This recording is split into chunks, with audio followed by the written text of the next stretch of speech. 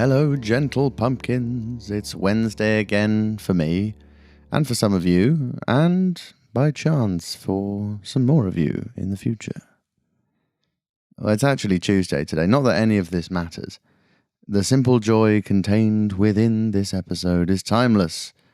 Its consequences are far-reaching and potentially infinite. What's the best thing you own? I'm soft launching a few questions that I'll share between my guests in the next few weeks. Last week I asked Nina, what did you want to be when you grew up? And I produced a long and rambling rant about the grammatical idiosyncrasies of the future past tense. If you haven't listened to that, as you can probably tell, it is generational content. Give it a spin. What's the best thing you own? Today, right at the end of our gorgeous interview, I'll ask the great Jack Barry to tell me what the best thing he owns is. I've asked this question to a few people, and their first response has always been the same. I like to think I'm not too materialistic, but... That's how the sentence starts. I like to think I'm not too materialistic, but... Now, I can understand why people say that. Having the best things in your life be objects that you can own sounds pretty materialism adjacent. But watch this. If I were to ask you this question and you were to reply, the best thing I own is my 1949 E90 AJS Porcupine motorcycle, I would say, great, that sounds like an excellent motorcycle. Why do you like it? And you might say, well, I like to take it onto the motorway and travel long distances extremely fast. And I would say, well then, Senor Ernesto Hugarin, that's just wonderful. But tell me this now and tell me no more. What is it you like more, the journey or the destination? And bosh, we're in Simple Joy's territory. If you were to tell me the best thing I own is my 1949 E90 AJS Porcupine motorcycle, and I said, well, Madame Tangerine Dufoc, why? Pray, tell me why. Why do you so love this Porcupine motorcycle? And then you were to tell me, well, sir, that's because it's worth $7 million. Well, then we'd have a rather different conversation. See, if you said that, I would probably have to admit, at least in my head, that that's not what I meant by the question. But then I would be forced to remember this eternal truth. The questioner is not at liberty to choose the answer. The question poser, by virtue of their posing, opens answer avenue, and where that avenue may lead is not the poser's prerogative.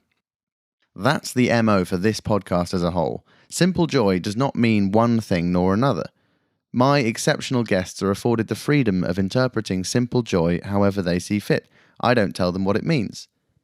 I do this on the principle that natural conversation, or as natural as a conversation can be in front of a microphone, is one of the truest things in the world.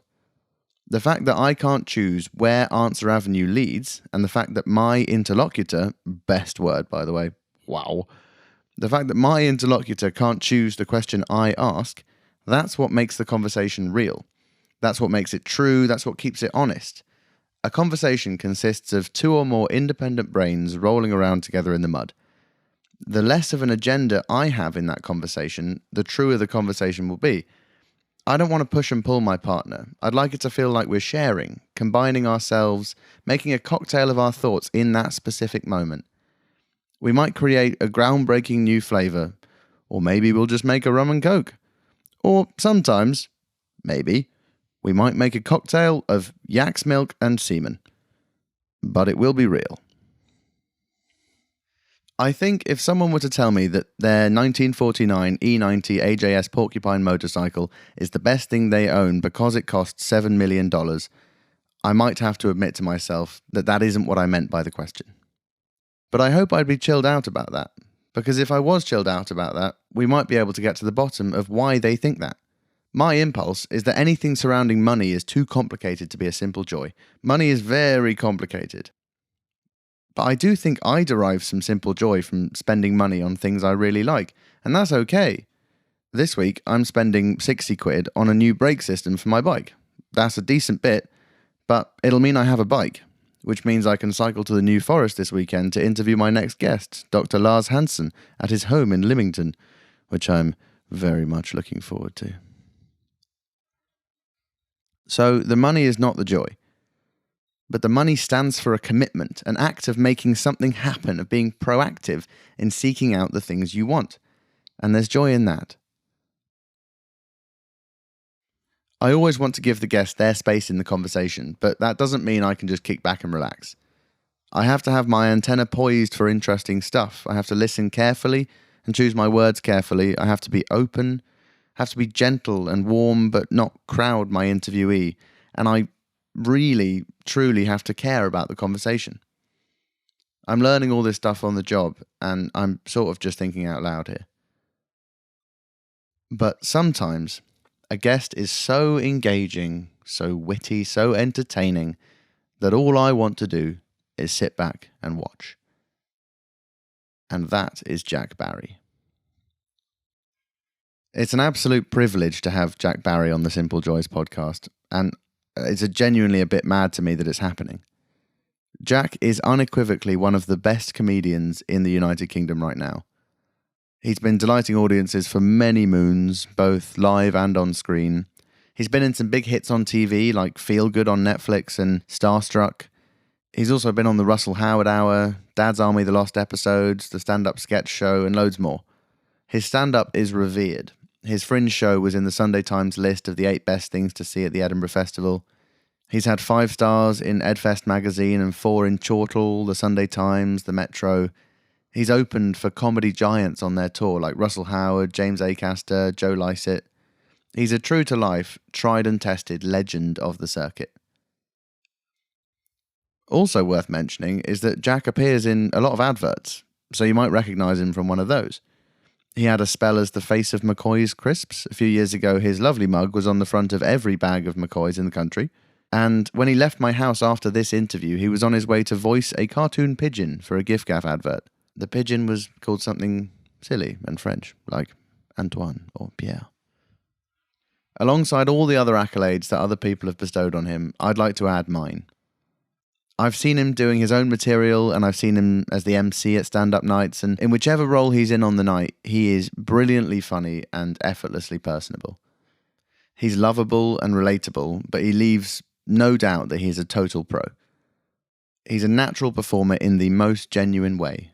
There's no pretense, he's just super entertaining. He could talk to anyone, make anyone feel comfortable, and when he leaves the stage, you can tell that the whole audience just wants to go for a pint with him.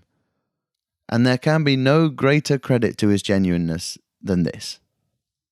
In February, I'd seen him perform twice in 2 weeks. After the second one, at Top Secret Comedy Club, I decided I'd pull my finger out and ask him if he'd be on the podcast. He was standing by the door on the way out, and I crept up. I tried to build myself up to it, and when I reached him, he just gave me a big, broad smile, and all I could manage was, "That was great. I saw you last week too. That was great too. I think you're great." I got out of the club and I almost kicked myself in the face for not having mentioned the podcast.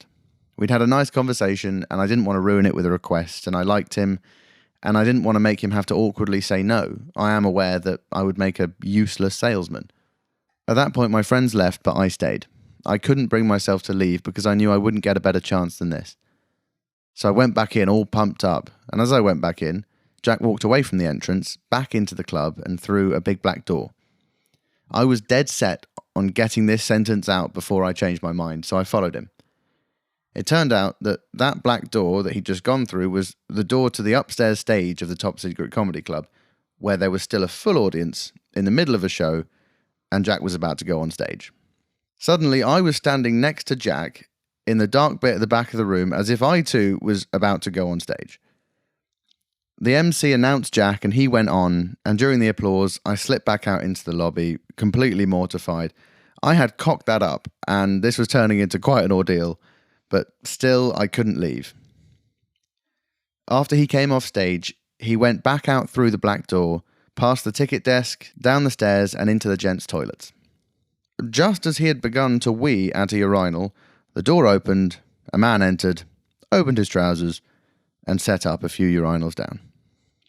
I think as he looked over, he probably already knew who it would be. The same guy who had been awkwardly following him around for the previous 20 minutes. The guy who had almost gone on stage with him. And now we were weeing together. Brilliant. The fact that he still agreed to come on my podcast and actually followed through, despite the fact that I had just visibly followed him into the toilets, is remarkable. And it is a true testament to his character. For the love of God, if you're charmed by him over the next 45 minutes, which I know you will be, go and see him live.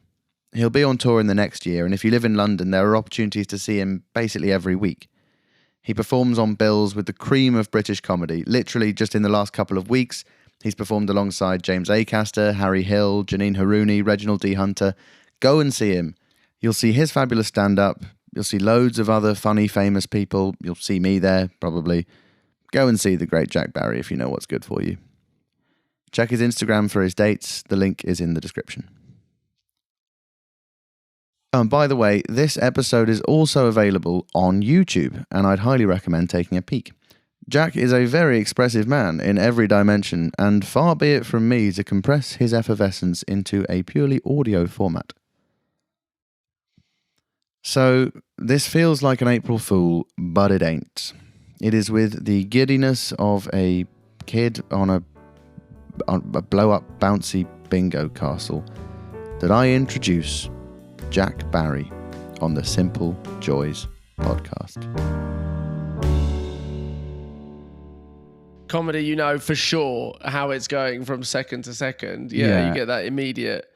I will say that there's a lot of comedians with sort of a musical background. Yeah. In fact, I always kind of think that a lot of comedians are failed musicians. Really? Yeah, there seems to be like a well-trodden pathway. It's like music's hard, I think. It's like, there's like, I feel like it's even more competitive than comedy is. And but for people who want to perform and want to be the center of attention and want to be creative, it's like, oh great, I can pivot over here then instead. Yeah. But it's definitely quite punishing sometimes when you don't get that immediate response. But I suppose it's something you get used to. Eh? Oh yeah. In fact, yeah, well, exactly. Every comedian's had like a death on stage, a severe death. And actually, I don't know, it's kind of freeing, I think, once you've had it a few times. Because it's most people's worst fear. Yeah. And once it's happened and you realise it's not really that bad. Mm-hmm, totally. And it's just part of it. And in fact, it's kind of part of it ongoing. Yeah. I think you start off doing comedy and then you sort of, you get a couple of jokes under your belt that you know will work. And then you start dying less on stage. Because you start to know, right, these will work every single time now. Yeah. But then you got to throw them out and you got to start again. And at some point you got to like start again with new ones and then you start dying on stage again. Yeah. So it's kind of, you never kind of escape that process of like having to just go up and sort of occasionally play to silence and go, oh right, I thought that was going to be something. Maybe it will be, maybe it still needs work, or maybe I was just completely wrong. But that's a skill in and of itself. When I saw you, not that you at all died when I saw you, phew. But there's a real skill, and it's something I've been trying to get better at, is just to like, if something gets less than you thought it would, having just a little turnaround that you can use just to sort of, just to be like, well, sort of. Exactly. Laugh it off a little bit. Yeah. Yeah. And a big part of why I wanted to do stand-up was because I think I've got so much respect for people who can have a full faith in like what I'm doing is good. Yeah, absolutely. Yeah. I think, and you do need a certain amount of that. I do think for a lot of like comedians who are starting out, it's something that you really have to learn of like, if you think it's going badly, don't tell the audience that it's going badly. It feels like a defense mechanism. I think it's like a natural defense mechanism to go, well, this isn't going well, is it? And then that will just make it way, way worse. It's like, you've got to be able to show the audience that you don't care that it's not going well, which totally. I think is something that you just have to learn once you develop thicker skin, like once you've done it a few times. Do you find that you can turn it around if it started? Oh yeah, definitely. Like now you have shows where, you know, you'll start doing a bit and it's not getting anything. And you're like, all right, okay, the audience just aren't digging this. And I'll sometimes, you know, I might make a joke of like, all right, you guys don't like that. You know, not like this is shit and it's going badly. Yeah. Then you can't really salvage it. But if you just sort of say, all right, okay, you guys aren't into this, let's try you on something else. Or, you know, sometimes audiences just don't really like material. There's like some audiences that want to be spoken to and they want the show to be about them. Yeah. They want more crowd work, or they'll open up once you chat to them a bit more. And you sort of like, once you've been doing it for years, you just sort of figure out what each crowd needs in the moment. And I think it's rare that an audience is so bad that you can't get anything out of them. Which is funny to say that, because I know lots of comedians are like, you must never blame the audience. And if it's going badly, it's your fault. And I think that's true to a certain extent. But then even then, once you've learned all the skills and you know how to play any room, some rooms just cannot be played, and then it is the audience's fault. And I do think occasionally it's them. Yeah. But that's why when you tell people that you do stand up, their first response is, "God, you're so brave." I know. Never, you're so funny. No. Especially after a gig, they're like, "God, that was brave." You're like, well, "Brave isn't what I'm going for. I'm going for the laughs. I'm not a fireman." Well, exactly. And I think there's sort of one of the things that's even a step beyond just the kind of standing up and saying the jokes that you've written before and said before, but you're kind of acting like you haven't said them before. That's one aspect. But then the kind of the improv side, which is obviously something which, like, when I first saw you were emceeing, and a lot of that is like, you have to talk to the audience, you have to get them on board, and you have to react. And I think that's something which I've not done much of at all, and I massively admire people that can do that well. Do you enjoy doing that? I really enjoy doing that. I do improv sometimes as well, which I do really enjoy, because it's just a whole different skill. I partly just enjoy that because you get to have friends on stage with you, which is kind of nice. Sometimes stand-up's a bit lonely. But the thing is also with like comparing and emceeing and stuff, you also learn tricks with that. You sort of, a lot of it is smoke and mirrors. But then since I've started doing improv, I found it's helped a lot with just improvising stuff on the spot and making stuff up. What's an example of a technique that improvisers use on stage? This is a good question. Well, I mean, yes and is the obvious one that everyone seems to knows. Anything that someone says to you on stage, you just accept it and build on it.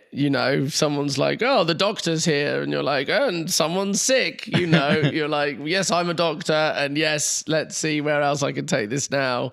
It's a good amount of scope to stitch up your mates there as well.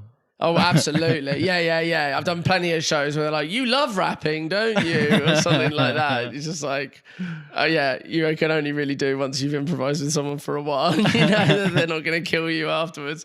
But I think I usually like exaggeration is like is a good source of comedy, I think, with improv. If someone's like, "Oh my God, we can't let today go badly." And, then you're like, okay, well, let's make it the worst day it could possibly be. Like anything that can go wrong, let's make it go as wrong as we possibly can. If someone says, "Oh, you like birds, don't you?" You're like, "I'm fucking obsessed with birds." And like, all you can talk about is birds, and all you want to think about is birds. And then that's always quite fun as well. I think, it's just like, exaggeration and over the top. Going over the top is always a good source of comedy. And I suppose totally committing to the bit kind of puts everyone else at ease a bit as well. Yeah. It's funny. Some people are really good at like doing voices or like accents or other characters in improv. I always worry I'm sort of always the same person. You're more than enough, Jack. I'm always just kind of like, "Oh, it's me," but now I'm a doctor. That in itself is a good bit of fun. Sometimes people will be like, "And here we are in Cornwall," and I'm like, "Oh God, I don't want to fucking try to do a Cornish accent. Now I'm going to do that." Do we have to be? Yeah. That's great. Well, you did. There's an incredible mockumentary that you've made, which I absolutely loved. The Up All Weekend with Stack Our Banks. Yes, that's true. Yeah. And that was improvised, was it? Yeah, we sort of had a general.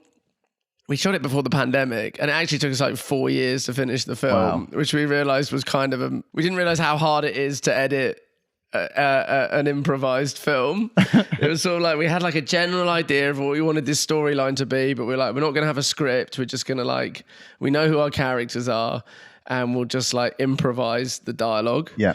But then you do like a few takes, and then you sort of get all the footage away, and you're like, "Oh right, we've got like 12 hours of footage here that we want to try and edit down to like a half-hour short film. Tell us about the premise of the. So like basically it's based heavily on a Vice documentary that I got really into about Wim Hof that came out a few years ago, and all about how before Wim Hof was like a household name, and he did this Vice documentary where he took these Vice crew to teach them how to do his breathing techniques and survive in extreme cold, and then at the end they hike up a mountain in their underwear in like the freezing cold. And so my friend Ed MacArthur, who's a really talented comedian and actor, and he's been doing this character called Stackard Banks, who's like an explorer. He's been doing shows about him at the Fringe for years. And so me and him and another friend, Patrick Turpin, who's another very talented performer, we all used to do comedy together. And we were like, let's improvise this thing about this character. And it's the same kind of thing. He's an explorer, but his thing is that he survives without sleep, and he's going to teach the documentary crew how to survive without sleep for a weekend. And it sort of transpires that actually he's a charlatan, because obviously you need sleep to survive, but he's just trying to manipulate them by getting them really tired. And and so we had to learn a lot for that. The thing I was most impressed with myself for doing that actually was I taught myself how to do the makeup. Like I was the makeup artist on that shoot, because we wanted to like do like really tired eyes. Like once we've been up for like 24 hours or like 30 hours by the end of the thing. So I was like touching up everyone's makeup to give them this really tired, red, sunken eye you look. did a brilliant job of it. Yeah. I was quite pleased. People always like, who did the makeup on that? I was like, it was me. The process of making that obviously is a really kind of from start to finish, that's a super long project. And even like I'm learning a lot about making podcasts and the kind of the different stages of it that goes through the kind of this to then the edit, and then obviously the kind of clips and all the Instagram side of things. And it's such a huge project. I wonder whether by the time you get to the end, how often are you usually delighted and sort of satisfied with it, or are you just ready to sort of get it gone?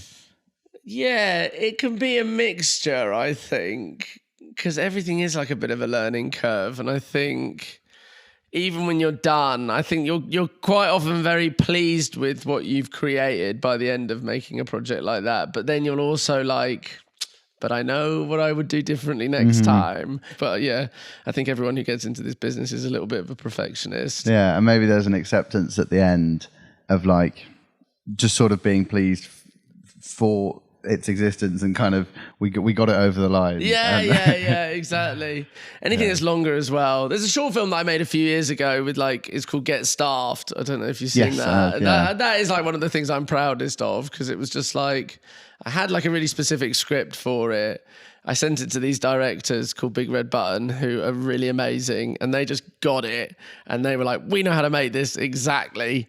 And then loads of the people that I wanted to be in it were in it, and it just turned out, and it was like, oh yeah, that's really good. Yeah. And so sometimes it can just like, it's just all comes together like that. But then, I think, and that was sort of the whole point of doing like an improvised film. We were like, well, we've never done this before, so let's get out of our comfort zone and see how it works out. And in some ways it works, in some ways it didn't, and then that's what you figure out next time. Yeah. I don't know. I'd like to know about your process of writing comedy, because this is something which I've been thinking about a lot recently, and I think it ties in with the themes of this podcast a little bit through the concept of introspection generally. Totally. Yeah, because your style of comedy, I would say, is strongly observational in a kind of you're very good at picking out things which everyone's thought about, but not actually verbalized, and lots of things that people don't really talk about. That's very nice. I just wonder whether how much of the writing process involves looking in a mirror and looking at your own life. Yeah, definitely a lot. I mean, I sort of like I sort of just go through life and just sort of like, if something makes me laugh, or if I say something that makes other people laugh, I'll write it down on like a note section on my phone, and then you go through and like refine that. And a lot of that does come from like my therapy sessions. Like I I try and make my therapist laugh all the time. Because obviously that is all introspection, and you sort of find yourself like musing on these things about your life, and that's why I'm that way. Yeah. And so especially in the last few years, I only started doing therapy during the pandemic, so about 5 or 6 years ago. And suddenly I found myself obviously being a lot more introspective, and like a lot more stuff like that was coming out, and I was just like, but some of this stuff is really funny when you think about like just how depressing sort of human existence is in some ways. I try not to be pessimistic, but I think I'm optimistic generally, but I don't know, I'm like, you do just like start thinking about, like, my last show was just all about how the people that you love most in the world are the people that drive you the most insane. And like, what a terrible design that is. Like, these people, your family, your lover, your best friends, they're the ones who will fuck you off the most, who will piss you off. And sometimes you just can't stand to be around them, but they're also what makes life worth living, is those people that you're close to. And what a horrific paradox of existence that is. That just came from therapy, just loads and loads of sessions where I was just like, I hate my dad, but like, I don't want anything to ever happen to him. And he's one of my best mates. And, I have a really good relationship with my dad, but occasionally I'm like, you're a fucking psycho. And I can't believe it, and he's like, what is that? Yeah. And I just sort of, I've had so many conversations with my therapist about that. And I was like, well, this feels like a show. Do you think it's a helpful thing, mental health wise, to pick out the ridiculousnesses in those things? I think so. I don't know. I mean, my therapist says I overthink things. so maybe if you speak to her, she'll be like, yeah, but there's a limit to how much you should be like, picking everything apart. But I don't know, to be honest, because then like some of the people that you see who seem to be the most content are the ones who don't think about anything at all. Yeah, do you know what I mean? Like, ignorance is bliss, and I think it's true. I don't know. It's like, but you can't turn it off if you're that kind of a person who does like to interrogate these things. Unfortunately, that's just your lot, and you're not going to be able to get away from it. But do you reckon that there's an aspect of, you've kind of, as someone who does look at things that way, your choice of career is spot on in that it allows you to kind of... Yeah, maybe. Yeah. I don't know. Yeah. I mean, it's obviously a cliche that loads of comedians are depressed. And I always wonder if it always feels like a bit of a chicken or the egg. Like, does being depressive attract comedians, or are comedians made depressive by doing comedy? And I think it's like it's a little bit of both. Essentially, I think if you are that kind of a person, you do like interrogating these kind of things, you invariably end up being funny, because I think that's where humor comes from. It's like examining human existence like that. But then once you start doing it all the time, and once you start also attaching your self-worth to that, and like, well, these are my thoughts, and I'm on stage, and I'm telling you guys what I think, and if you don't love it and really respond well to me, then that's going to make me depressed. So yes, it's a slippery slope, but it's like a slope that you're probably already on.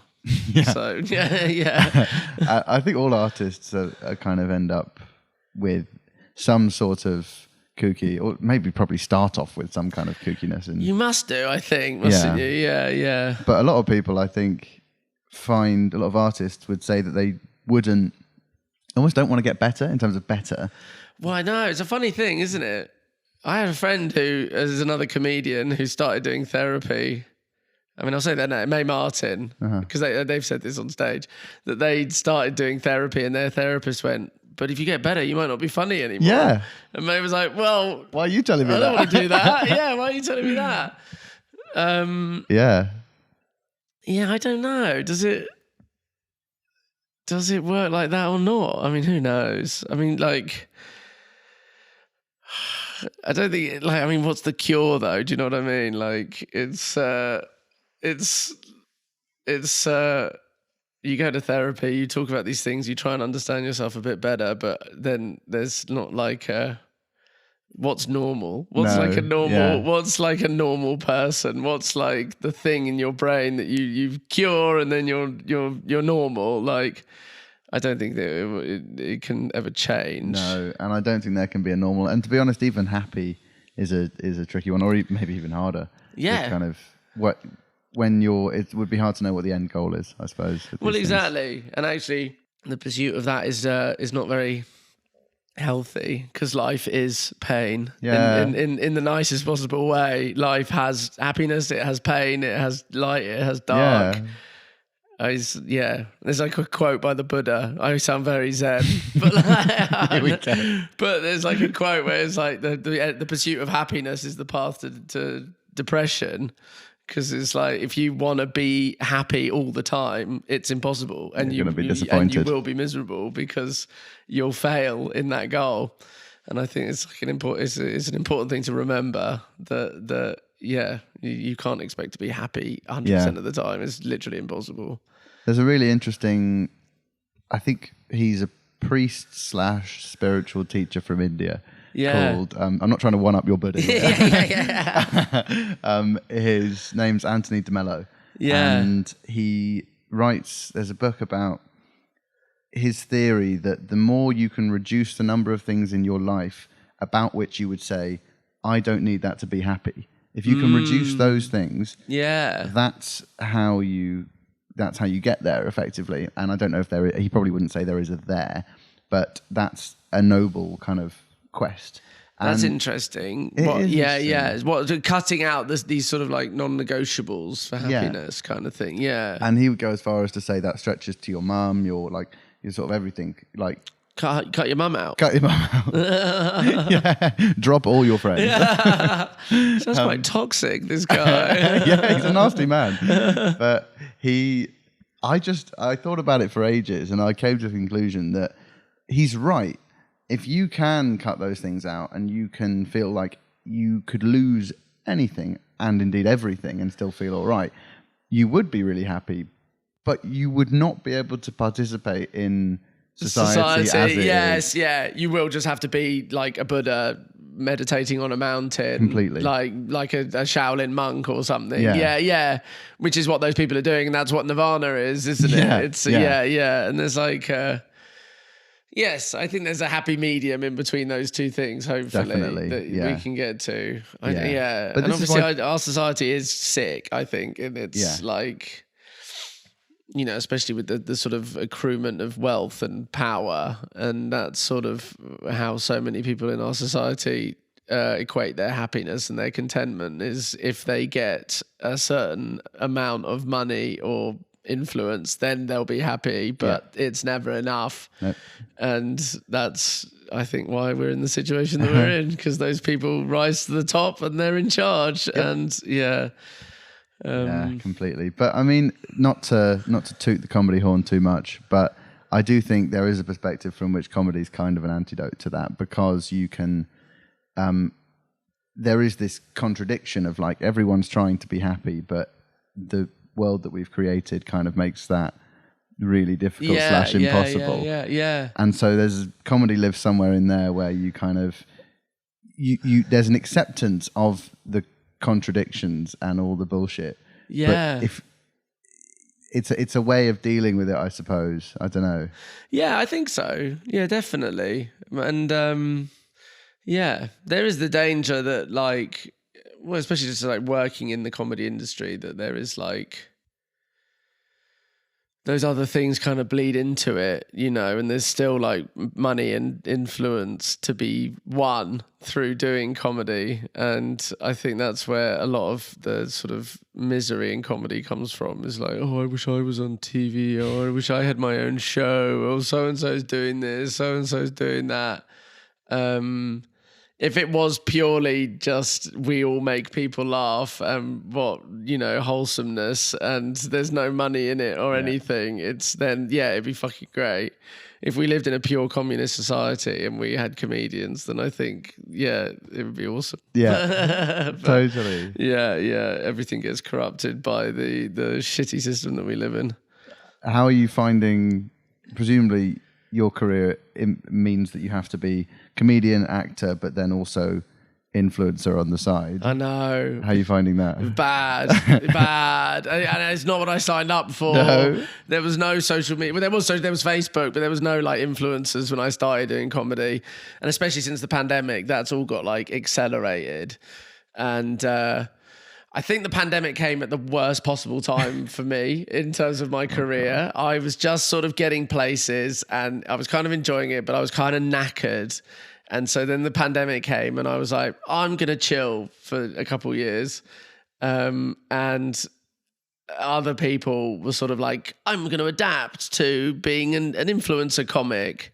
And that's now the business. And I've sort of been left behind. And so I'm sort of struggling to play catch up now. Mm-hmm. And like teaching myself how to edit my little, crowd work videos, and then, when's the best time to post them? And, you've got to be posting something every couple of days, really. Otherwise the algorithm's not going to like it. Yep. And now I'm beholden to this fucking algorithm. This monster that you have to feed. And no one really understands even what it is, but it rules everything now. And, in every creative industry, it seems to be like you have all these gatekeepers still who, I suppose in music, it's sort of the record labels and stuff like that. And then in the touring companies, and, that's the same in comedy, and you have like the TV people and stuff. But even they are all now deferring to the algorithm. And it's like, we only want to put so-and-so on TV if they've got 50,000 followers. Yeah. And you're like, well, that doesn't tell you anything. All it tells you is that they're good at the algorithm. And we all know this, but we still defer to it. Yeah. It's kind of amazing that it's just come in and taken over everything. Completely. And it's like, being an influencer is a skill and it's a thing to be good at, but it doesn't tell you that someone can write a good script. It has nothing to do with it. No. And I do find it kind of infuriating that I go into meetings now and they go, you might be good for this, but you don't have enough followers. And you're like, oh man, like that's, the game's gone then really, hasn't it? Totally. And there's crazy stats on how few of your followers actually see your stuff. Yeah. Now. So actually having followers, it's a record of how much people have liked your stuff in the past. Yes. But it also doesn't help. It doesn't necessarily, it's not necessarily that's how many people you'll reach necessarily. No. And it's funny. It's just like everyone's trying to turn themselves into a billboard is what it feels like. Like, look, I'm a billboard that 1 million people will see. So some brand will come in and go, okay, fine, we'll give you this much money to say, eat this dog food. And then, and that's how everyone makes their money now, or touring or whatever. Yeah, I don't know. It's not something that I'm enjoying. No, influencerification of the creative industries. It's never a conversation that ends up with a simple joy, really. I wouldn't say. No, exactly. And there's people who are good at it, but it's funny. I've got friends who are good at it, and I'm sort of like, "You must be the happiest man in the world," and they're like, "No, it's kind of shit." Because even they, like people who I sort of think, "Oh, you got it figured out." You have like the odd viral video, and you got lots of followers, and lots of them are like, "Yeah, but these people don't come and see my shows necessarily." Transferring that then to like audiences isn't a sure run thing. No. There's a couple of people who've really nailed it. I think Vittorio Angeloni's like the best example of that guy who's the guy. Cut that out. I didn't mean to say it like that, but like he's like the. He's the best. He's the best at the clips. At the clips and at his social media presence and his marketing, and then transferring that into audiences for his shows, which are excellent. and I really enjoy his stand-up. But it's funny, like the number of really, really good stand-ups who struggle to get an audience when they tour. And yeah. It's We'll bring it back to the joys of comedy, I reckon. And yeah, I wanted to know if you've got any simple joys, however you define that, associated with your day-to-day stand-up life. So any rituals, anything like that? Yeah, such a good question. I like rituals in terms of, yeah. It's funny, like, I think when you do a gig, you quite happen to have like foods that you really like. Yeah. I think that's quite fun. Like sometimes, like if you are doing a gig and you know it's near like a food place that you like, you look forward to that and you're like, great, I'm doing that gig on Friday. That means I'm going to have that for dinner. And that's like a nice little sort of small ritual thing that you like to do. I'm going to be... Yes, I think food is definitely tied to it a lot with me. I think... do you eat before a gig or do you only eat after? Usually after. Yeah. I eat at sort of weird times. I usually like have breakfast really late and then lunch really late and then have like a really late dinner. Yeah. So that's quite nice. And I mean, this is so stupid, but I've started recently like driving to gigs in central London. Oh, God. And... because it's so easy. Yeah. Like sometimes like you have like a gig in like Covent Garden and you finish and it's like, oh, the train's cancelled or I've got to get this. It's taking me over an hour to get home. And I realised basically congestion charge ends at 6. Oh, yeah. Most parking in central London's free after 6:30. So if you've got evening gigs, you can roll up, park outside the gig. And so like a few times I do that as like a real treat. And that's like a little simple pleasure of like walking out of the gig, getting in my car, blaring some music on the way home. Yeah. And everyone else is like, fuck, that guy's so cool. Yeah. It just takes me 20 minutes to cruise. And then driving around London's so nice. So much nicer than going on the tube evening, where you don't see anything. Yeah. Driving over the river. Looking at the lights from the bridges and you're like, oh God, London's a beautiful city. And that gives me great joy, just that sort of meditative little sort of drive home sometimes. Yeah, there's a real joy in that, definitely. I think having something to look forward to, obviously you'll be much less nervous than I am when I do open mics, but having something afterwards that you're like, often I wouldn't eat before, partly because I might be nervous, but also having that thing to kind of, you come out and you're like, great. I've done it. Yeah. Totally. I mean, when I was doing open mics, on my way to the gigs, I would always pray that the building would burn down. I would get so nervous before I did it. And like, I know exactly that feeling. It would kind of ruin my week if I knew I had a gig on Thursday. I'd be feeling so tense and anxious. Yeah. All the build up to it.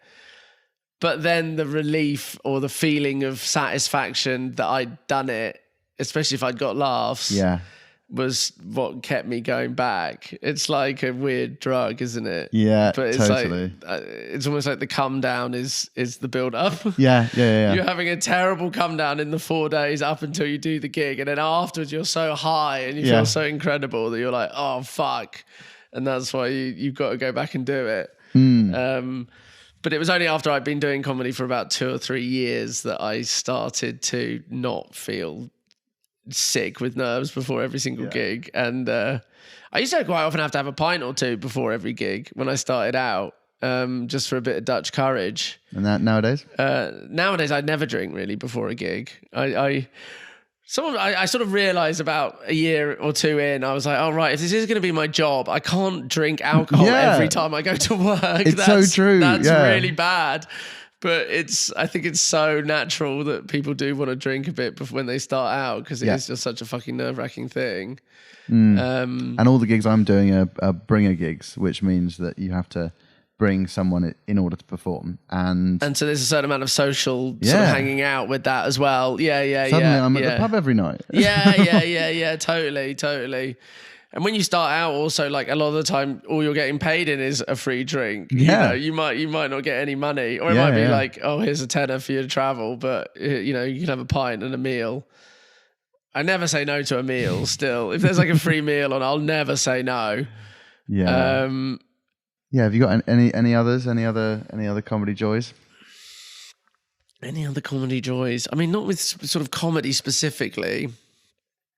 I have joys in like day-to-day life. He does have a life beyond comedy. We should remember. Quite often they're not really comedy related. Yeah. I was just looking out your window at some tits in the garden. Settle. No, I mean, just, actual, I've got so into birds in the last couple of years. How's that happened? I don't know. My dad's always been obsessed with birds, and he would always try and talk to me about it when I was younger. And I'd be like, "Shut up, Dad! Like birds are boring." And I just suddenly, in the last couple of years, were like, "Birds are sick." Actually, sell it to me. Sell birds to me. I just think that I've got a bit about it in my show of just like how they're uncancelable. Like the older you get, the more things that you used to like that are now unsavory because like your favorite artist turned out to be a sex pest, or, you know, loads of the comedians that I used to love are now anti-trans or, you know, turned out to be homophobic or something. And you're like, well, I don't like them anymore. But birds... You're never gonna find out a bird was in the Epstein files. Do you know what I mean? Like, they're not gonna let you down. They're safe. They're a safe option. The woodpeckers in my garden would never run a such child sex cult ring. They're just pecking away, and there's just something exciting. They are just beautiful. I don't know, but there's something like I just read this book about like the seasons and about like enjoying the seasons, and like that's a way to like tie yourself to life really, and like to be present is like just enjoy your surroundings a bit more, because we used to be pagans and we used to have all these pagan festivals that were tied to the passing of time and nature and our connection to nature. You know, you'd have a festival because it's the spring equinox, and now the days are getting shorter, and we've kind of, you know, because of capitalism, we've detached ourselves from all of that, and so it's just every day can be exactly the fucking same, and you never see anything if you don't just like stop and open your eyes a little bit. So I really appreciate, you know, the crocuses are out at the moment. It's spring, the daffodils are up, and the magnolias are blossoming. And it's like, oh, great. If I'm walking down the street, I'll just stop and like enjoy that a bit more and just be like, like a fucking old hippie. But it's I'm like, brilliant. I don't care. Like, I just like, and the birds are part of that. I've got like 2 jays that live out the back of my house, which That's I a handsome love. bird. Yeah. And they go away in the winter. And now they're back. And I'm like, the jays are back. This is sick. I can sit outside and there's like some spotted woodpeckers that are in my garden sometimes. And so I'm just like excited that they're back, and it's a definite source of joy. Yeah, good on you. Especially living in London, you're just like everything can make you feel so detached from nature. For sure. Well, the inspiration for this podcast was I slept in a tent for almost 2 months when I was walking in Armenia. And there was a simplicity to it, definitely, because I was just walking along a line every day, which was really nice. And it just, you're not really thinking into the future or into the past. And so you have the opportunity to like enjoy how the ground feels under your feet and that sort of stuff. Yeah. Which obviously like it's not something you can really force. And since I've come back and now I'm thinking about lots of other stuff and I'm surrounded by lots of noise and that kind of thing. Yeah. It's easy to lose that. But now I know that like I have, when I want to and when I can, I'll just go out and sleep in a tent somewhere on a hill. And then that can reset you a bit. Yeah. It's interesting, isn't it? I try and meditate every day. Really? And I don't always remember.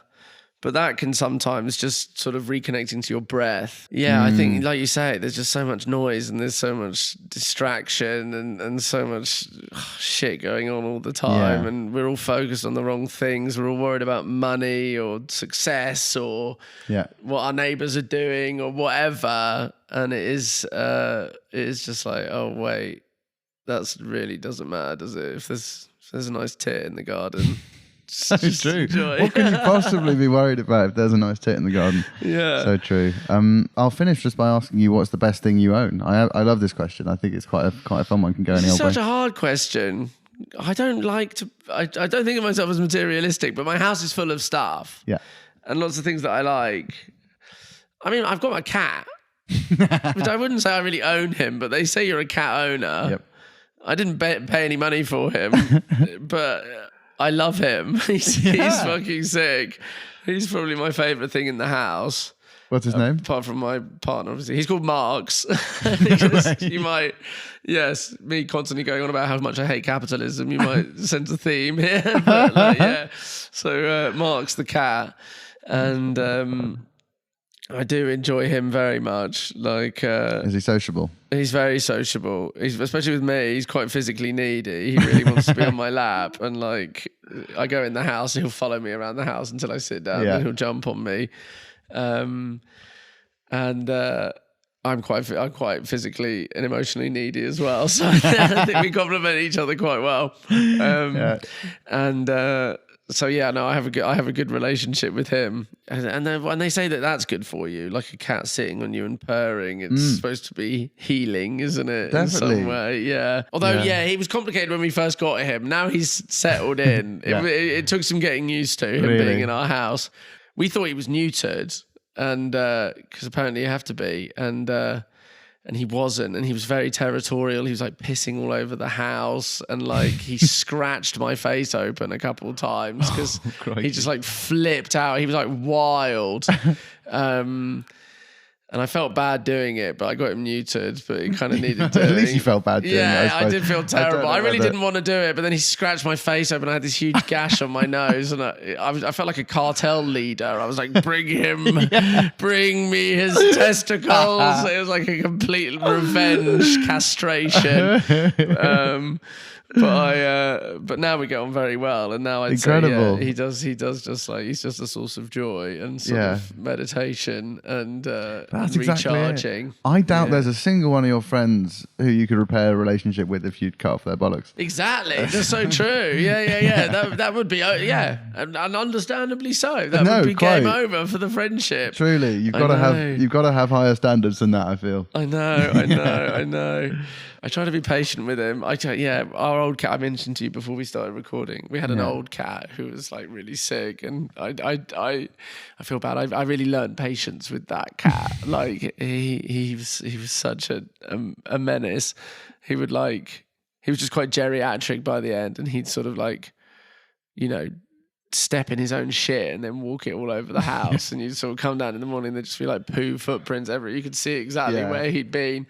You're just like, Gandalf, you have lost the run of yourself. Yeah, and I'd just be like, oh my God. And there were just a few days where I was just like, no. But like, and now with Marx, I'm so much more patient. If he does anything, I'm just like, okay. You're growing through him. Okay, man. Yeah. They do teach you a lot of patience, cats. What a way to be. Nice.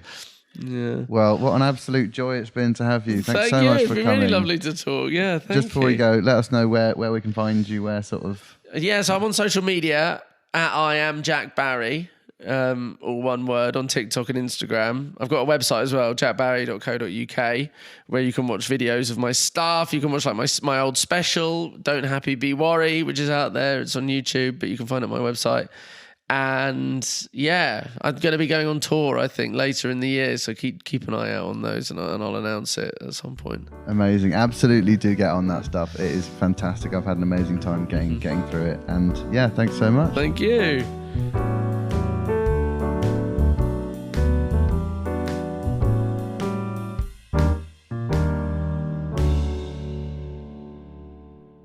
Wow.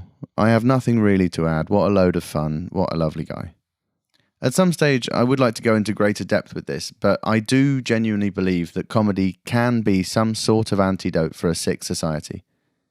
I've thought about it quite a lot. Unfortunately, it is quite a bleak situation in which comedy is a powerful tool, because it tends to be a situation in which the average person faces huge, towering injustice which they effectively can't fight against. I do agree with Jack that our society is sick. In a world where lots of things are twisted, unfair, illogical, and mean, where we're all too muddled and caught up in it all to speak sense to each other, sometimes it's the comedy that cuts through. Because comedy speaks the language of illogicality. The more the world outside looks absurd, the greater the importance of clowns and fools. As I say, more at a later date, but just something to ponder this April Fool's Day. Go forth and turn up some rocks, you curious cretins. See you next week.